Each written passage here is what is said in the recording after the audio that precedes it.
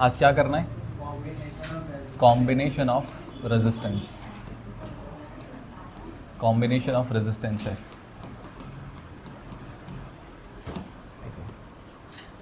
इसमें क्या करेंगे, हम बहुत सारे रेजिस्टेंसेस को आपस में कनेक्ट करेंगे। तो हम दो तरीके से किसी भी रेजिस्टेंस को कनेक्ट कर सकते हैं, ठीक है। पहला तरीका होता है सीरीज़ कॉम्बिनेशन और दूसरा तरीका होता है पैरेलल कॉम्बिनेशन। तो दो तरीके से हम रेजिस्टेंसेस को कनेक्ट कर सकते हैं आपस में। पहला होता है सीरीज़ कॉम्बिनेशन और दूसरा होता है पैरेलल कॉम्बिनेशन, पैरेलल कॉम्बिनेशन, ठीक है। तो अगर हम दो रेजिस्टेंस को, ये दो रेजिस्टेंस है, मान लेते हैं एक रेजिस्टेंस R1 है और दूसरा रेजिस्टेंस R2 है। तो अगर हम दोनों रेजिस्टेंस को कुछ इस तरीके से कनेक्ट कर रहे हैं,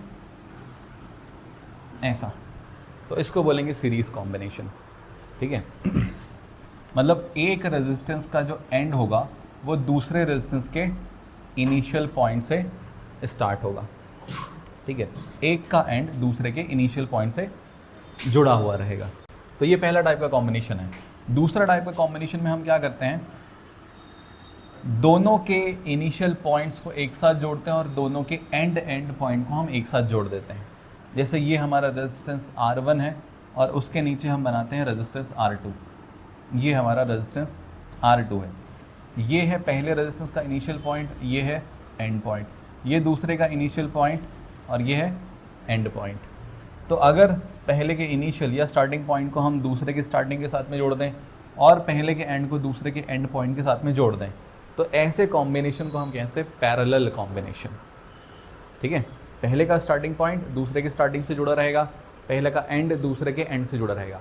अगर मैं रेजिस्टेंस के एक साइड को पॉजिटिव एक साइड को नेगेटिव बोलूँ, ठीक है, ये साइड पॉजिटिव ये साइड नेगेटिव, तो जब दोनों का सेम साइड या सेम टर्मिनल साइड आपस में कनेक्टेड रहेगा, यानी कि प्लस और इसका प्लस, दोनों का प्लस आपस में कनेक्टेड है, दोनों का माइनस आपस में कनेक्टेड है, तो ऐसे कॉम्बिनेशन को हम बोलेंगे, क्या बोलेंगे, पैरेलल कॉम्बिनेशन।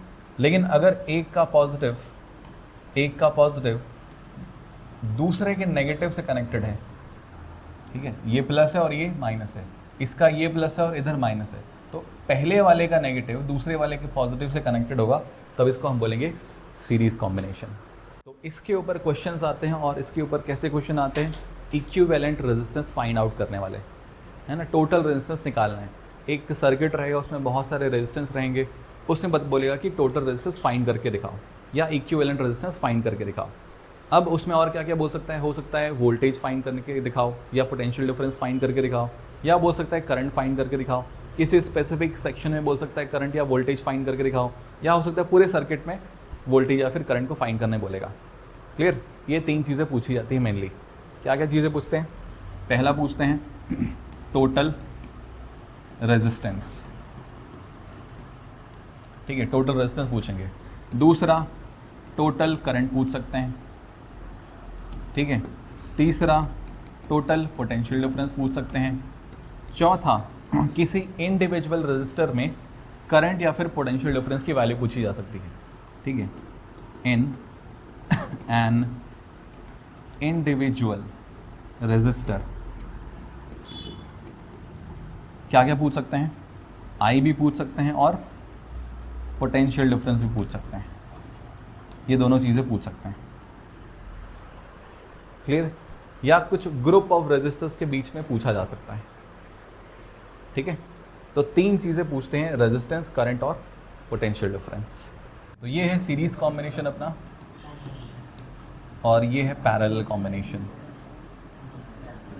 ठीक है। सबसे पहले देखते हैं series combination.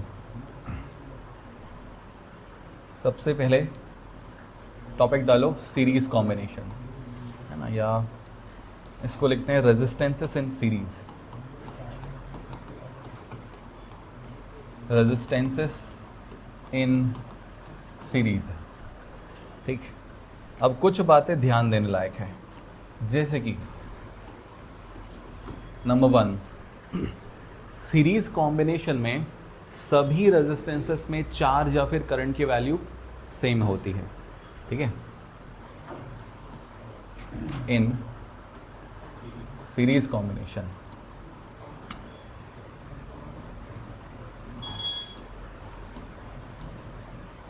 The magnitude of charge and current is same.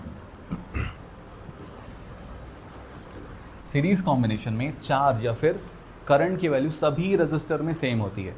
एक अगर रजिस्टर से 2 एम्पियर करंट जाएगा तो सीरीज में जितने भी रजिस्टर होंगे सभी से 2 एम्पियर ही करंट जाएगा, ठीक है। एक अगर रजिस्टर से 4 कूलम चार्ज अगर पास हो रहा होगा तो सभी रजिस्टर से 4 कूलम चार्ज पास हो रहा होगा, ठीक है। तो चार्ज या फिर करंट की वैल्यू सेम रहती है अगर रजिस्टर सीरीज में है तो। दूसरा, जो पोटेंशियल डिफरेंस होता है सीरीज कॉम्बिनेशन में, जो पोटेंशियल डिफरेंस होता है सभी रजिस्टर में अलग अलग होता है, ठीक है। तो potential difference is different in all registers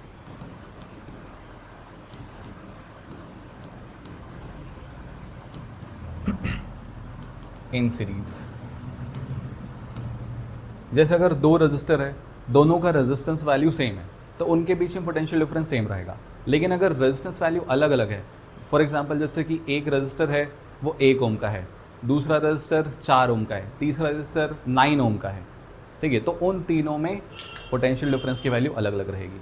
लेकिन अगर 2 रजिस्टर है और दोनों का रेजिस्टेंस सेम है, दोनों मान लो 5-5 ओम के हैं, तो दोनों के बीच में पोटेंशियल डिफरेंस भी सेम ही रहेगा, ठीक है। तो अलग अलग मैग्नीट्यूड के रजिस्टर्स अगर सीरीज़ में कनेक्टेड हैं तो उन सभी में पोटेंशियल डिफरेंस अलग अलग होता है। क्लियर हुआ? समझ गए? तो सीरीज़ में क्या चीज़ सेम रहेगा? करंट या फिर चार्ज, दोनों सेम रहेगा। और क्या चीज़ अलग अलग रहेगा? Potential difference. क्लियर? इसको याद रखना है। पैरेलल में उल्टा हो जाता है, सीरीज़ में करंट और चार्ज की वैल्यू सभी में सेम होती है और पोटेंशियल डिफरेंस की वैल्यू सभी में डिफरेंट होती है। क्लियर? जैसे मान लो एक सर्किट बनाते हैं, इसमें ये मैंने 3 रजिस्टर बनाए। हाँ बोलो। हाँ वही बता रहे हैं बना करके ना। ये हमारे 3 रजिस्टर है, एक रजिस्टर है R1, दूसरा रजिस्टर है R2, तीसरा रजिस्टर है R3, ठीक है। इन तीनों को हम लेट एक बैटरी से जोड़ देते हैं। ये एक बैटरी है, यहाँ पे मैं की लगा देता हूँ और यहाँ पे हम अमीटर लगा देते हैं। दिस इज़ अमीटर, ठीक है। ये एक हमने सीरीज़ सर्किट लिया है जिसमें 3 रजिस्टर हमने लगाए हैं और तीनों सीरीज़ में हैं, ठीक है। दिख रहा है सीरीज़ में, ठीक है, तीनों सीरीज़ में हैं। ये है अपना बैटरी, इसका पोटेंशियल डिफरेंस V है, बैटरी का वोल्टेज V है, ठीक है। तो तीनों सीरीज़ में, तो तीनों के बीच में जो पोटेंशियल डिफरेंस होगा वो अलग अलग होगा। तो लेट पहले में जो पोटेंशियल डिफरेंस है वो V1 है, दूसरे में पोटेंशियल डिफरेंस V2 है और तीसरे में पोटेंशियल डिफरेंस V3 है। तो तीनों में पोटेंशियल डिफरेंस अलग अलग होगा, ठीक है। और अगर इन तीनों को ऐड करेंगे, V1, V2 और V3 को जब ऐड करेंगे तो ये इस बैटरी के पोटेंशियल डिफरेंस या वोल्टेज के बराबर आता है सीरीज़ में। समझ में आया? अच्छा, अब ये बैटरी है, यहाँ से करंट फ्लो होना शुरू होगा। तो लेट बैटरी से I करंट फ्लो हो रहा है, ये I करंट यहाँ से होते हुए इस तरफ आएगा और यही सेम I करंट सभी में से फ्लो होगा। फर्स्ट रजिस्टर से भी I करंट फ्लो होगा, सेकेंड से भी I फ्लो होगा और थर्ड रजिस्टर से भी I फ्लो होगा। क्लियर? तो करंट सभी में सेम है लेकिन पोटेंशियल डिफरेंस सब में अलग अलग है। आइए समझ में? तो सीरीज कॉम्बिनेशन में करंट सभी में से सेम होता है लेकिन पोटेंशियल डिफरेंस सभी में से अलग अलग होता है। क्लियर? अभी आया समझ में? ओके।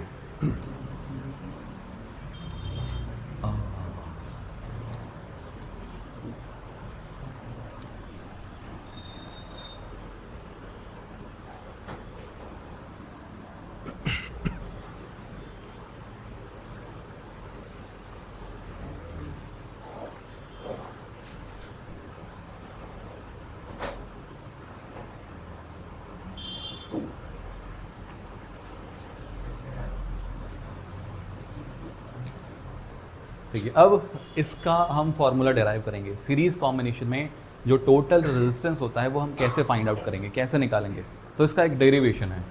तो सेम डायग्राम है, 3 रजिस्टर हमने लिए हैं, तीनों का जो रेजिस्टेंस वैल्यू है R1, R2, R3 है, ठीक है। R1, R2 और R3 को हमने तीनों को सीरीज़ में आपस में कनेक्ट कर दिया है। अब सीरीज़ में क्या चीज़ होती है, सभी में करंट सेम होगा, यानी कि सभी में से आई करंट फ्लो होगा। क्यों? बैटरी में से आई करंट फ्लो हो रहा है और यही जो आई करंट है वो तीनों में से फ्लो होगा। तो सीरीज़ में सभी में करंट सेम रहेगा, यानी कि सभी में करंट आई के बराबर रहेगा, लेकिन पोटेंशियल डिफरेंस अलग अलग रहेगा। पहले में पोटेंशियल डिफरेंस V1, दूसरे में V2, तीसरे में V3। क्लियर? अच्छा, तो बैटरी का पोटेंशियल डिफरेंस या वोल्टेज है V, और यही जो V है वो तीनों रजिस्टर में डिवाइड होता है। जो बैटरी का V होता है, वोल्टेज होता है, वही तीनों में डिवाइड होता है। ठीक है, तो V बराबर हम लिख सकते हैं V1 plus V2 plus V3। ठीक है, V1 V2 V3 को ऐड करेंगे तो ये बैटरी के पोटेंशियल डिफरेंस के बराबर आता है। क्लियर? अच्छा, अब बाई ओम्स लॉ, याद है ओम्स लॉ? ओम्स लॉ याद है? क्या होता है? V is equals to IR, यही होता है। तो पहले वाले रजिस्टर का पोटेंशियल डिफरेंस V1 है, तो V1 बराबर क्या हो जाएगा? पहले वाले का करंट, पहले रजिस्टर में से जो करंट हो रहा है पास, ठीक है, V1 बराबर I मतलब पहले रजिस्टर से जो करंट पास हो रहा है इनटू पहले वाले का रेजिस्टेंस, तो V1 बराबर I into R1। Similarly V2 बराबर क्या होगा? दूसरे में से जो करंट फ्लो हो रहा है वो तो I ही हो रहा है इंटू R2, तीसरे वाले में से I इंटू R3, यही है। अच्छा, मान लो इन तीनों का जो इक्विवेलेंट है वो मैं कुछ ऐसा बना रहा हूँ, इक्विवेलेंट रेजिस्टेंस।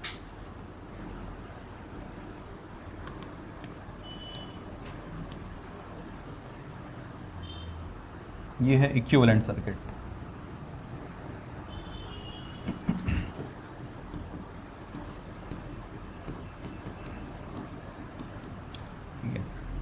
इसको मैं REQ नाम दे देता हूँ।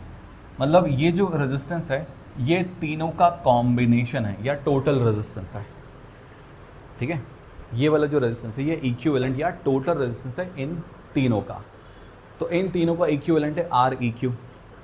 क्लियर? तो REQ में जो पोटेंशियल डिफरेंस होगा वो किसके बराबर होगा? V के बराबर होगा, है ना। सब मिला देंगे तो V के बराबर ही तो होगा, और करंट I के बराबर है। ठीक है, तो V बराबर क्या हो जाएगा इसमें से? देखो, V बराबर I into REQ, I into REQ, यही होगा। ठीक है, इसको हम मान लेते हैं इक्वेशन नंबर 1, और इस इक्वेशन नंबर 1 में V1 V2 V3 और V की वैल्यू को पुट करेंगे। ठीक है, V1 V2 V3 और V की वैल्यू को इस इक्वेशन नंबर 1 में पुट करेंगे। Clear? Okay, putting V1 V2 V3 and V in equation number 1। तो V की जगह पे क्या रखेंगे? I इंटू REQ, तो I into REQ is equals to V1 की जगह पे I into R1, I into R1, V2 की जगह पे I इंटू R2, फिर V3 की जगह पे I इंटू R3। ठीक है, अब देखो इन तीनों में करंट कॉमन है, I कॉमन है, कॉमन निकाल लो, क्या बचेगा अंदर में?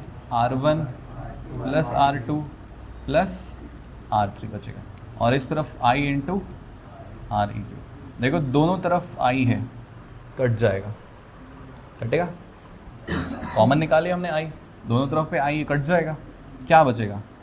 REQ is equals to R1 plus R2 plus R3। यही हो जाता है सीरीज़ कॉम्बिनेशन में इक्विवेलेंट रेजिस्टेंस का फॉर्मूला। तो अगर रेजिस्टर्स सीरीज़ में हैं तो उनके रेजिस्टेंस की वैल्यू का डायरेक्ट सम इक्विवेलेंट रेजिस्टेंस के बराबर हो जाता है। ठीक है, क्लियर हुआ? समझ में आया? एग्जाम्पल के लिए बताता हूँ मैं। जैसे मान लो ये एक रजिस्टर है, ये एक रजिस्टर है और ये एक रजिस्टर है। मान लेते हैं ये जो रेजिस्टेंस है ये 2 ओम का है, ये रेजिस्टेंस 4 ओम का है, ये वाला रेजिस्टेंस 5 ओम का है। ठीक है, इस टर्मिनल को हमने A नाम दे दिया, इस टर्मिनल को हमने B नाम दे दिया। बैटरी भी जोड़ के दे सकता है और ऐसा सिंपल टर्मिनल भी दे सकता है, ठीक है। और बोला कि ये जो है ए से बी के बीच में टोटल या इक्विवेलेंट रेजिस्टेंस निकाल के दिखाओ। फाइंड आर ए बी, ठीक है, फाइंड आर ए बी का मतलब ए और बी के बीच में जो टोटल रेजिस्टेंस वो हमको फाइंड करना है, ठीक है। ए और बी के बीच में टोटल रेजिस्टेंस फाइंड करना है। तो ए और बी के बीच में 3 रजिस्टर है, R1 R2 R3, और तीनों कैसे दिख रहे हैं? सीरीज़ में, ठीक है। तो सीरीज़ में फॉर्मूला क्या होता है? R1 plus R2 plus R3। तो तीनों को ऐड कर दो, तो 2 + 4 + 5, तो 11 ओम। ये हो जाएगा इक्विवेलेंट या टोटल रेजिस्टेंस। क्लियर? रुको ना, एक और एग्जांपल देते हैं।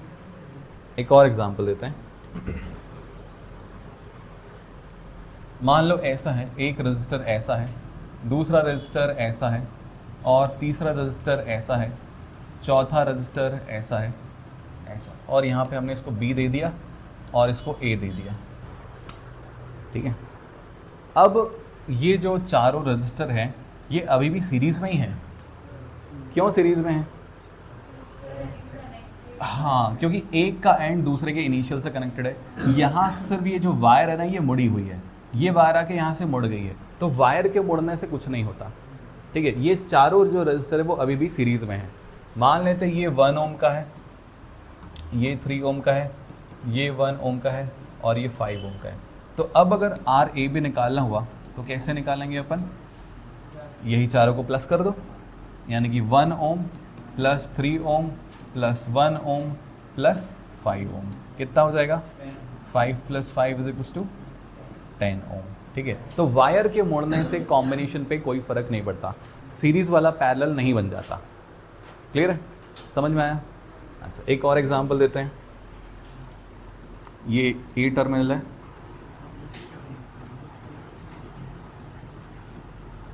ये बी टर्मिनल है।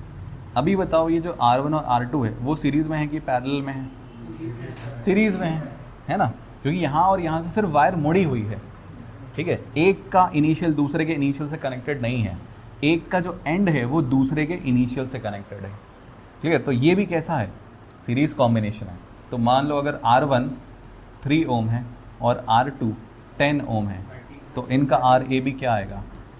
13 ओम। क्लियर? आए समझ में? Okay, note it down. Next है पैरेलल कॉम्बिनेशन। नेक्स्ट टॉपिक है पैरेलल कॉम्बिनेशन।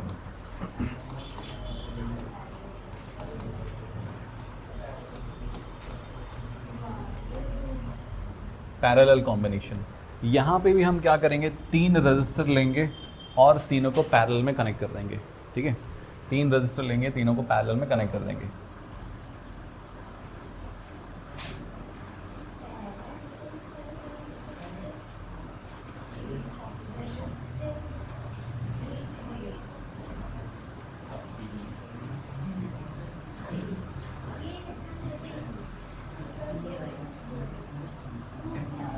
ये हमने 3 रजिस्टर लिया और तीनों को हमने पैरेलल में कनेक्ट कर दिया।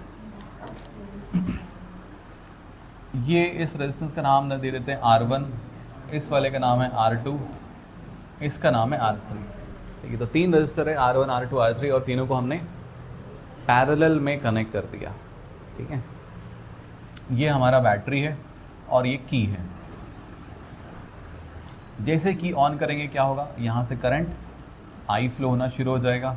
ये करंट I यहाँ तक पहुँचेगा, उसके बाद ये जो करंट है वो तीनों रजिस्टर में डिवाइड हो जाएगा।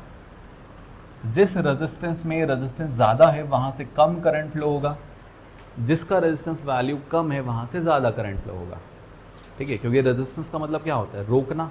क्या चीज़ को रोकेगा रेजिस्टेंस? करंट को रोकेगा। तो अगर जिसका रेजिस्टेंस ज़्यादा होगा वो करंट को ज़्यादा रोकेगा, तो करंट को ज़्यादा रोकेगा तो उसमें से कम करंट फ्लो होगा, क्योंकि वो करंट को तो रोक रहा है ज़्यादा, ठीक है। तो मान लेते हैं ये जो पहला वाला रेजिस्टेंस है इसमें से करंट I1 फ्लो हो रहा है, दूसरे वाले से करंट I2 और तीसरे वाले से करंट I3 फ्लो हो रहा है, ठीक है। पहले रजिस्टर से I1, दूसरे से I2 और तीसरे से I3। ये तीनों करंट यहाँ तक पहुँचते हैं और वापस से कंबाइन हो जाते हैं यहाँ पे, और यहाँ से फिर से कंबाइन होकर करंट I यहाँ से फ्लो होते हुए वापस आ जाता है, ठीक है। के मतलब की है, की का नाम के कुछ भी डाल सकते हैं अपन, है ना। जनरली के लिखते हैं, के फॉर की, ठीक है। ये फिगर समझ में आया। अब मान लो इन तीनों का इक्विवेलेंट रेजिस्टेंस RP मान लेते हैं, P फॉर पैरेलल, ठीक है। इन तीनों रेजिस्टेंसेस का इक्विवेलेंट रेजिस्टेंस RP है, ठीक है।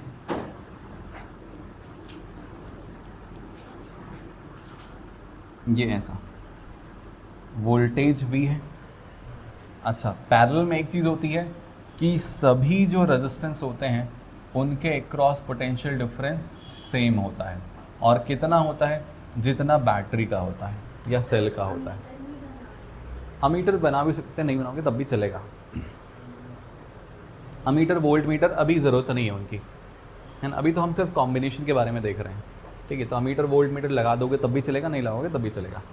तो मान लो इन तीनों रेजिस्टेंसेस का, तीनों रेजिस्टर का इक्विवेलेंट रेजिस्टेंस है RP, ठीक है। तो इसके क्रॉस भी पोटेंशियल डिफरेंस V रहेगा, इससे जो करंट है वो I रहेगा, ठीक है। क्योंकि बैटरी में से I करंट फ्लो हो रहा है, तो इसमें से भी क्या होगा, I करंट ही फ्लो होगा। क्लियर? ओके। तो पैरेलल में क्या है, पोटेंशियल डिफरेंस सारे रेजिस्टर के क्रॉस सेम है, which is equals to V, लेकिन जो करंट है वो सभी में से अलग अलग है। क्लियर? अच्छा, अब देखो ये जो I करंट है वो यहाँ से होते हुए यहाँ तक आया, और तीनों में उनके रेजिस्टेंस वैल्यू के अकॉर्डिंग डिवाइड हो गया। क्लियर? अब इसमें से I1 करंट आ रहा है, इसमें से I2 और इसमें से I3। ये तीनों I1, I2, I3 यहाँ तक आते हैं, वापस से कंबाइन होकर के I बना सकते हैं, I बना देते हैं। तो I बराबर हम कुछ ऐसा लिख सकते हैं क्या, I1 plus I2 plus I3, ऐसा लिख सकते हैं। क्योंकि I1, I2, I3 तीनों को ऐड करेंगे तो ये टोटल करंट I के ही बराबर आएगा। क्लियर है? आया? ओके। अच्छा, again by Ohm's law,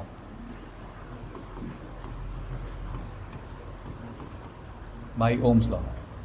Ohm's law क्या होता है, V is equals to I into R। तो I इज इक्वल्स टू क्या हो जाएगा, V अपॉन R। अब ऐसा मैंने क्यों लिखा, क्योंकि यहाँ पे हमको I की वैल्यू रखनी है, ठीक है। इसके पहले वाले में V की वैल्यू रखनी थी, यहाँ पे हमको I की वैल्यू रखनी है। अच्छा, तो I1 बराबर क्या हो जाएगा, V अपॉन R1, क्योंकि V सभी के क्रॉस पोटेंशियल डिफरेंस V है, और पहले वाले में से करंट I फ्लो हो रहा है, और पहले वाले का रेजिस्टेंस है R1। तो I1 इक्वल्स टू क्या लिखेंगे, V अपॉन R1। आ रहा समझ में? नहीं आ रहा? आ रहा। ओके। सिमिलरली I2 बराबर क्या लिखेंगे, V अपॉन R2। तो क्योंकि V तो सभी में से सेम है, I2 R, I और R की वैल्यू अलग अलग है। थर्ड वाले में से I3 बराबर क्या लिखेंगे, V अपॉन R3, ये लिखेंगे, ठीक है। और इसको देखो, RP है इन तीनों R1, R2, R3 का इक्विवेलेंट, ठीक है। मैं लिख देता हूँ, let RP is the equivalent resistance of R1, R2 and R3, ठीक है। तो इस वाले सर्किट के लिए करंट है I, पोटेंशियल डिफरेंस है V, और इक्विवेलेंट रेजिस्टेंस है RP। ऐसा लिख सकते हैं, I is equals to V upon RP। अब इसको मान लो इक्वेशन नंबर 1। इक्वेशन नंबर 1 में I1, I2, I3 और I की वैल्यू को हम पुट करेंगे। क्लियर? अच्छा, तो I बराबर क्या, V अपॉन RP। I1 बराबर क्या, V अपॉन R1। I2 बराबर V अपॉन R2, I3 बराबर V अपॉन R3। क्लियर? अब देखो इन सभी के पास में V है, कॉमन ले लेते हैं। अंदर में क्या बचेगा, 1 upon R1 plus 1 upon R2 plus 1 upon R3, और इस तरफ है V अपॉन RP। ठीक है, दोनों साइड से V कट जाएगा, तो क्या बचेगा, इस तरफ बचेगा 1 अपॉन RP, और RHS में क्या बचेगा, 1 upon R1 plus 1 upon R2 plus 1 upon R3। Reciprocal या नहीं, इसमें डायरेक्ट रेसिप्रोकल नहीं होगा, इसमें RP is equal to R1 plus R2 plus R3 ऐसा नहीं होगा, डायरेक्ट रेसिप्रोकल नहीं हो सकता। एक कंडीशन में रेसिप्रोकल हो सकता है, अगर हम तीनों का एलसीएम निकाल करके सबको जोड़ दें, ऐड कर दें, उसके बाद फिर रेसिप्रोकल हो सकता है ना। फॉर एग्जांपल जैसे कि मान लो 2 रजिस्टर लेते हैं और दोनों का इक्विवेलेंट RP मान लेते हैं, है ना। मान लो 2 रजिस्टर है, ये एक रजिस्टर है और ये एक रजिस्टर है, ठीक है, टर्मिनल A और टर्मिनल B, ये रजिस्टर R1, ये रजिस्टर R2, इन दोनों का इक्विवेलेंट मान लेते हैं RP। ठीक है, तो 1 upon RP is equal to क्या लिखेंगे अपन, 1 upon R1 plus 1 upon R2। अभी इन दोनों को हम ऐड करेंगे तो क्या करेंगे, एलसीएम लेना पड़ेगा। एलसीएम कितना आएगा, R1 R2, और इससे क्रॉस मल्टीप्लिकेशन होगा तो ऊपर में R2 प्लस R1, तो ये हो गया 1 upon RP is equal to R1 plus R2 upon R1 R2। अब हम इसको रेसिप्रोकल कर सकते हैं, तो अब RP इज इक्वल टू हो जाएगा, देखो R1 R2 ऊपर चले जाएंगे और R1 प्लस R2 नीचे आ जाएगा, ये ऐसे। तो इस तरीके से रेसिप्रोकल कर सकते हैं, लेकिन डायरेक्ट यहाँ पे बोलोगे कि रेसिप्रोकल करते तो ऐसा पॉसिबल नहीं है, ये मैथमेटिकली गलत हो जाएगा। ठीक है, अगर रेसिप्रोकल करना है तो पहले एलसीएम लेके ऐड करो, उसके बाद फिर रेसिप्रोकल करो। क्लियर, समझ में आया?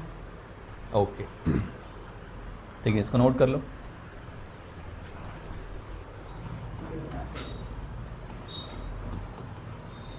तो सीरीज कॉम्बिनेशन में क्या क्या होता है, सबसे पहली चीज करंट सेम होता है सभी में,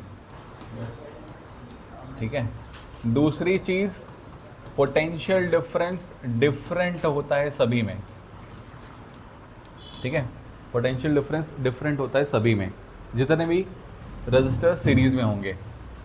तीसरा, सीरीज में जो टोटल रेजिस्टेंस होता है वो सभी रेजिस्टेंस के डायरेक्ट सम के बराबर होता है, ठीक है।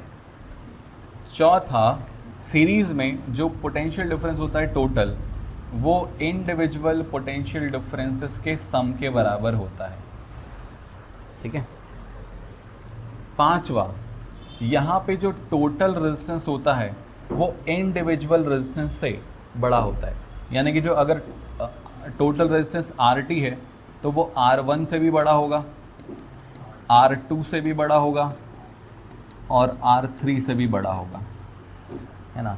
तो इस केस में जो RT होता है इसको हम कहते हैं मैक्सिमम इफेक्टिव रेजिस्टेंस।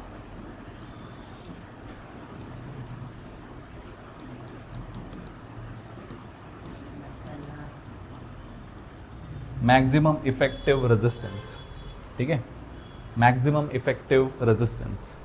क्लियर हुआ? ये 5 चीज़ें याद रखना है। अब देखते हैं पैरेलल में।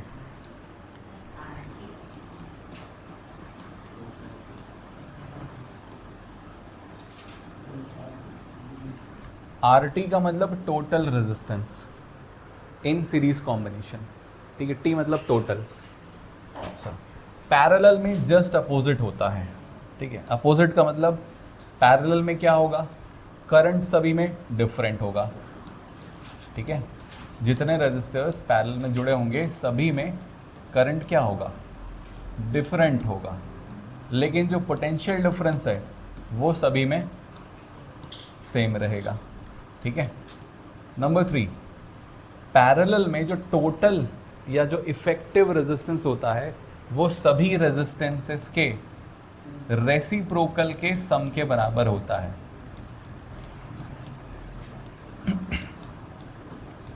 रेसिप्रोकल के सम के बराबर होता है।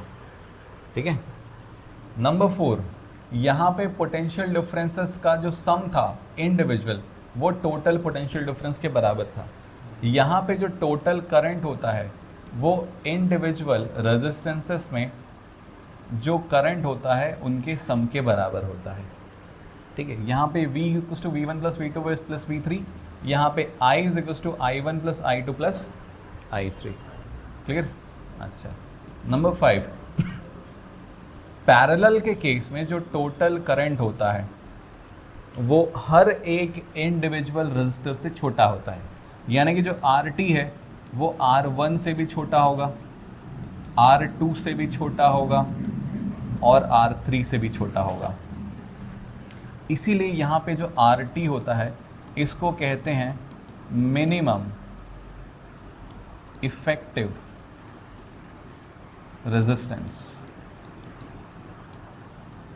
ठीक है, मिनिमम इफेक्टिव रेजिस्टेंस। क्लियर हो यहाँ तक?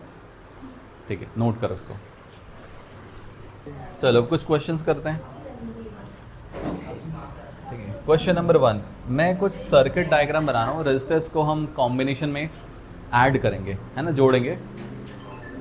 उसमें से हमको इक्विवेलेंट रेजिस्टेंस फाइंड करना है।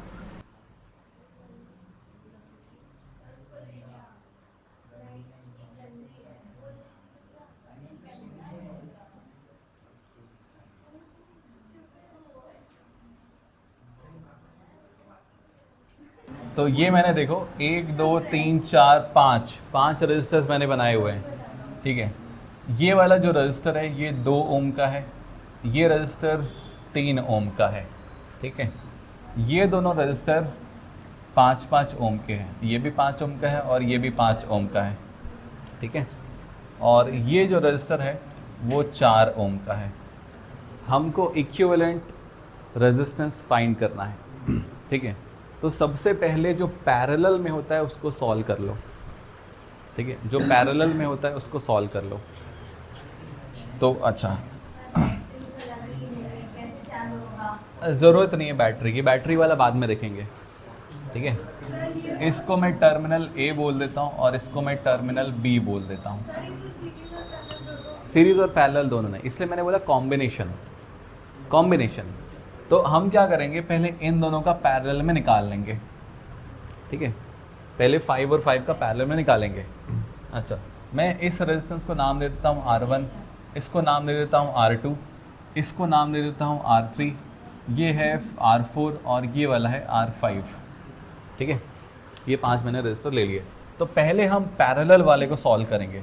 तो पैरेलल में कौन कौन है, R3 और R4। तो लेट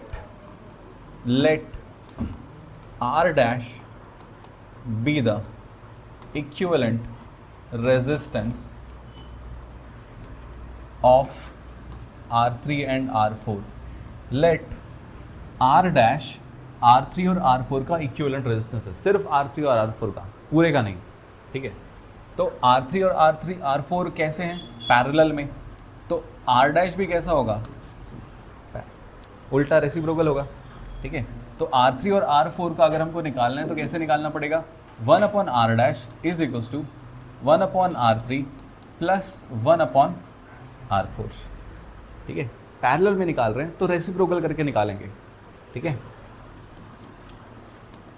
कितना है R3, 5 ओम, R4 ये भी 5 ओम। अब देखो ऐड करेंगे तो क्या आएगा, एलसीएम तो 5 ही आएगा और ऊपर का एज इट इज जुड़ जाएगा, तो 2/5। ठीक है, तो 1/R dash बराबर कितना हो गया, 2/5। तो R dash बराबर कितना हो जाएगा, 5/2 ओम। यहाँ हम लिख सकते हैं 2.5 ओम लिख सकते हैं। यहाँ तक आया समझ में? अच्छा, अब देखो इन दोनों का इक्विवेलेंट आ गया R dash। तो अब मैं इसको, इस सीरीज़ को फिर से बनाऊंगा। ठीक है, इसको फिर से बनाते हैं। तो यहाँ पर है A, ये है R1, ये है R2, और इन दोनों का जो कॉम्बिनेशन है वो कैसा आया, R'। तो इसको हम R' लिख देंगे। उसके बाद यहाँ से जाके वायर इस तरफ मुड़ी हुई है, तो हमको बनाते समय वायर मोड़ने की ज़रूरत नहीं है, मोड़ दोगे तब भी चलेगा, कोई दिक्कत नहीं है, लेकिन नहीं मोड़ोगे तब भी चलेगा। एक ही मतलब है, वायर मोड़ो चाहे मत मोड़ो। तो मैं क्या करता हूँ, इसको बिना मोड़े ऐसे सीधा यहाँ पे बना देता हूँ, ठीक है, बिना मोड़े। वायर मोड़ो चाहे मत मोड़ो, उससे कोई फ़र्क नहीं पड़ता। जो सीरीज़ में वो सीरीज़ में ही रहेगा, और जो पैरेलल में वो पैरेलल में ही रहेगा। और ये जो पॉइंट है ये हो गया पॉइंट बी। क्लियर? ये वाला रेजिस्टेंस अभी भी R1 है, ये R2 है, और R3 और R4 का इक्विवेलेंट हो गया R', और ये वाला रेजिस्टेंस है R4। अच्छा 5 था ना, हाँ ठीक है, ये 5 था, ये 5 है, ठीक है, R5, ठीक है। अब देखो ये चारों रेजिस्टेंस किस में जुड़े हुए हैं, सीरीज़ में या पैरेलल में? सीरीज़ में। तो अब इन चारों को हम सीरीज़ में जोड़ देंगे, ठीक है, इन चारों को सीरीज़ में जोड़ देंगे। तो हमको A से B के बीच का इक्विवेलेंट रेजिस्टेंस निकल जाएगा, ठीक है। Now R1, R2, R' and R5 are in series, ठीक है, सीरीज़ में है, सीरीज़ में है ना। तो सीरीज़ का फॉर्मूला लगाएंगे RAB। तो सीरीज़ का फार्मूला क्या होगा, R1 plus R2 plus R' plus R5।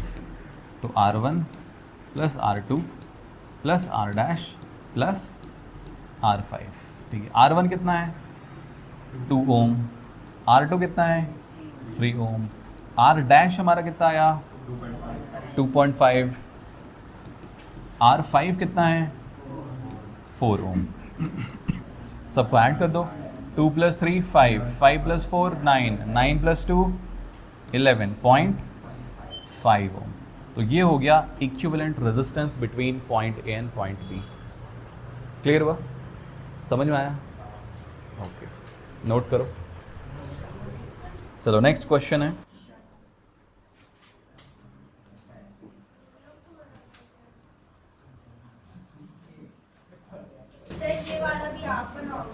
नहीं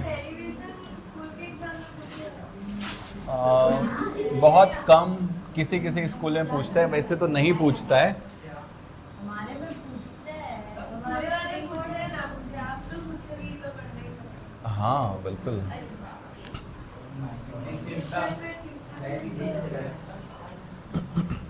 इजी है ना, कहाँ डिफिकल्ट है। एक में हमको V निकालना है, एक में हमको I निकालना है, और सबको लास्ट में जोड़ देना है, ठीक है। तो ये A और B टर्मिनल मैंने बनाए हैं, दोनों के बीच में देखो 5 रजिस्टर टोटल हमने लगाए हुए हैं। ये वाला रजिस्टर है 2 ओम का, ये वाला भी 2 ओम का है, ये वाला रजिस्टर 4 ओम का है, और ये वाला रजिस्टर 6 ओम का है, और आखिरी वाला रजिस्टर 5 ओम का है।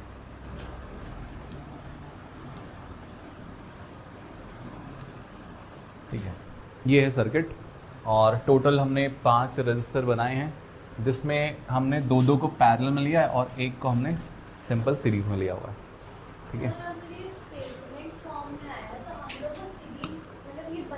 हाँ, स्टेटमेंट फॉर्म में आया तो उसको बनाना पड़ेगा, ऐसे भी क्वेश्चन हम करेंगे, ठीक है, ऐसे भी क्वेश्चन हम करेंगे, ठीक है। तो हमको फाइंड करना है RAB, A और B के बीच में इक्विवेलेंट रेजिस्टेंस फाइंड करना है।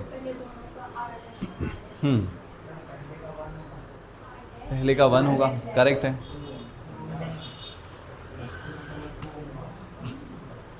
बना, एक बार ट्राई करो। इन दोनों को पैरेलल में जोड़ना, फिर इन दोनों को पैरेलल में जोड़ना, फिर सब एक साथ सीरीज़ में आ जाएंगे, ठीक है। फिर लास्ट में सीरीज़ का फॉर्मूला लगा के जोड़ देना।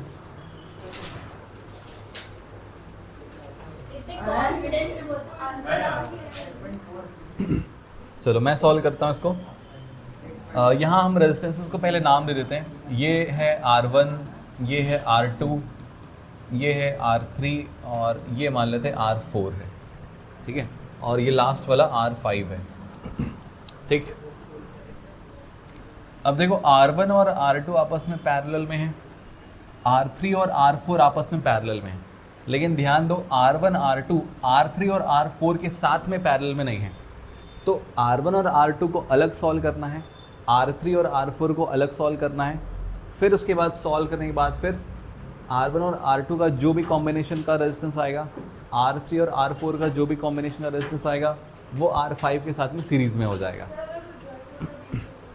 जॉइंट होता बीच से मतलब ये ऐसा, ऐसे वाले भी करा दूंगा। अगर ये ऐसा जॉइंट होता तो R1 और R3 सीरीज़ में हो जाते और R2 और R4 सीरीज़ में हो जाते,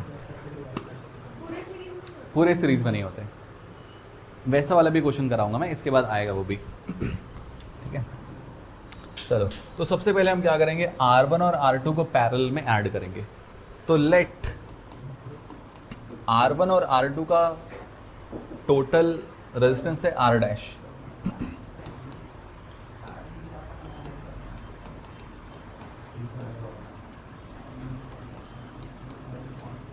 ठीक है। R1 और R2 का टोटल रेजिस्टेंस है R डैश। अब R1 और R2 पैरेलल में है तो हमको इसको पैरेलल में करके जोड़ना पड़ेगा, तो 1/R डैश करना पड़ेगा, ठीक है। तो 1/R डैश बराबर क्या होगा, 1/R1 प्लस 1/R2। तो R1 कितना है 2, R2 कितना है वो भी 2, ठीक है। अगर डिनोमिनेटर सेम हो तो ऊपर के सीधे सीधे ऐड कर देते हैं, तो डिनोमिनेटर में 2 और न्यूमरेटर में भी 2, कितना आ गया 1 ओम। लेकिन ध्यान दो ये 1/R डैश है, लेकिन 1/R डैश कितना आया है 1/1, तो ये बराबर तो 1 ही आएगा, और रेसिप्रोकल करोगे तब भी 1 का रेसिप्रोकल 1 ही आएगा, तो 1 ओम, ठीक है। फिर उसके बाद R3 और R4 ये भी आपस में पैरेलल में है, ठीक है। तो लेट उनका R डबल डैश मान लेते हैं, let R double dash be the equivalent resistance, ऐसे एग्जाम में लिखना पड़ेगा ना, ऑफ R3 एंड R4, ठीक है। अब R3 और R4 का टोटल निकालना है तो ये भी रेसिप्रोकल करना पड़ेगा क्योंकि दोनों पैरेलल में है। तो 1/R double dash is equals to 1/R3 plus 1/R4।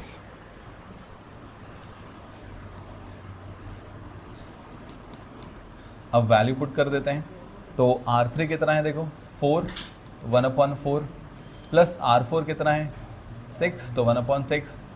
देखो 6 और 4 का एलसीएम कितना आएगा 12, ठीक है। और 4 3 12 और 6 2 12, कितना हो जाएगा 5/12। लेकिन ये 1/R डबल डैश, ध्यान रखना हमेशा लास्ट में रेसिप्रोकल करना होता है जब भी पैरेलल कॉम्बिनेशन को सॉल्व कर रहे हैं। तो R डबल डैश बराबर क्या हो जाएगा 12/5 ओम, ठीक है। और 12 को 5 से डिवाइड किए तो कितना आया 2.4 ओम, ठीक है। अच्छा, अब इस सर्किट को मैं फिर से बनाता हूँ, ठीक है। ये है अपना A, फिर इसके बाद इन दोनों को हमने सॉल्व कर लिया, तो इनका जो इक्विवेलेंट निकला वो कितना निकला R डैश, तो ये R डैश। फिर R3 और R4 को भी हमने सॉल्व कर लिया, इनका इक्विवेलेंट कितना निकला R डबल डैश, और फिर ये लास्ट में है R5, ठीक है। और ये है अपना B, ठीक है। अब देखो R dash, R double dash और R5 किस में दिख रहे हैं, सीरीज में या पैरेलल में, सीरीज में है ना। तो R डैश और R डबल डैश और R5 तब सबको हम क्या करेंगे सीरीज में ऐड कर देंगे, ठीक है। नाउ R इक्विवेलेंट है ना, R इक्विवेलेंट क्या है A से B के बीच का इक्विवेलेंट रेजिस्टेंस, लेट इसको RAB लिख देते हैं। RAB is the equivalent resistance between A and B। तो क्या हो जाएगा देखो R dash plus R double dash plus R5। R dash कितना है 1 ओम, R डबल डैश 2.4, R5 5 ओम, कितना हो जाएगा 5 + 2 7 + 1 8.4 ओम। क्लियर, समझ में आया, ठीक है। नेक्स्ट करते हैं।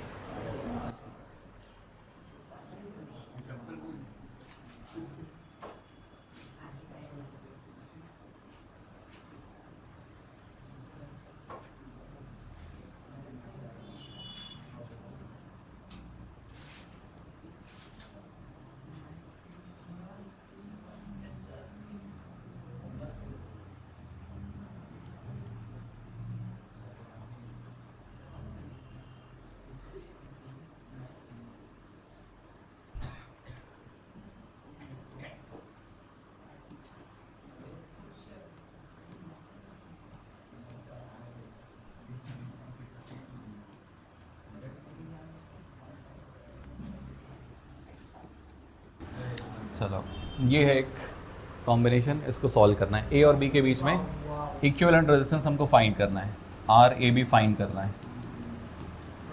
ठीक है, चलो सॉल्व करो इसको। सबसे पहले नेमिंग कर लेते हैं, है ना। इसको R1 बोल देते हैं, इसको R2 बोल देते हैं, इसको R3 बोल देते हैं। ये लेट R4 हो गया, ये R5 और ये लास्ट वाले को हम R6 बोल देते हैं। ठीक है, नाउ R1, R2 और R3 पैरेलल में हैं, R4 और R5 अलग से पैरेलल में हैं। और फिर जब इन सब का कॉम्बिनेशन हम निकाल लेंगे तो सभी आपस में सीरीज़ में हो जाएंगे। ठीक है, तो पहले R1, R2 और R3 को हम पैरेलल में सॉल्व करते हैं। लेट उनका इक्विवेलेंट है R डैश, तो 1/R डैश करके सॉल्व करेंगे।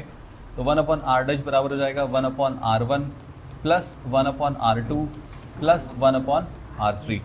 सभी जो रेजिस्टेंस है वो कैसे हैं, सेम है।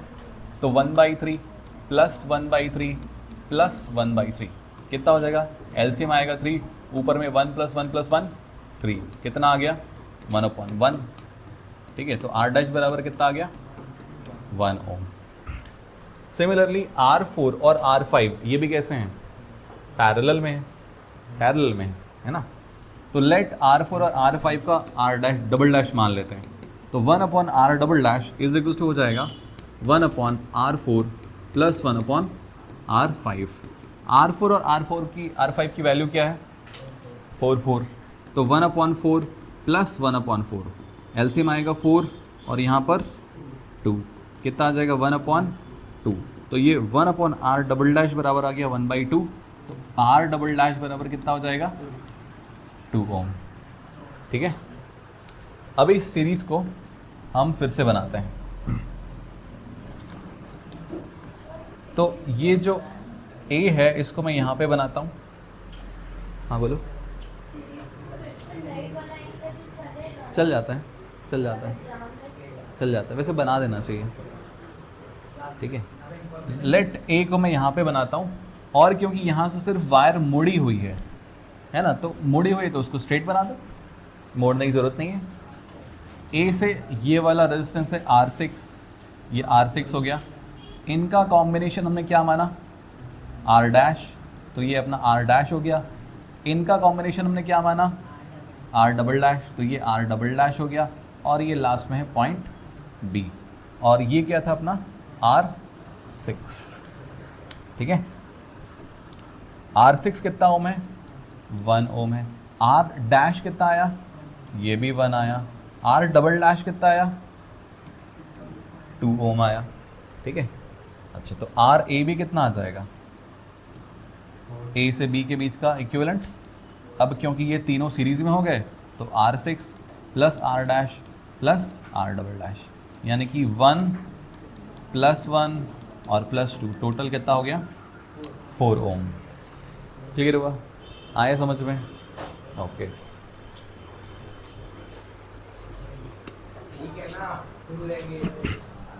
ठीक है, चलो नेक्स्ट क्वेश्चन करते हैं।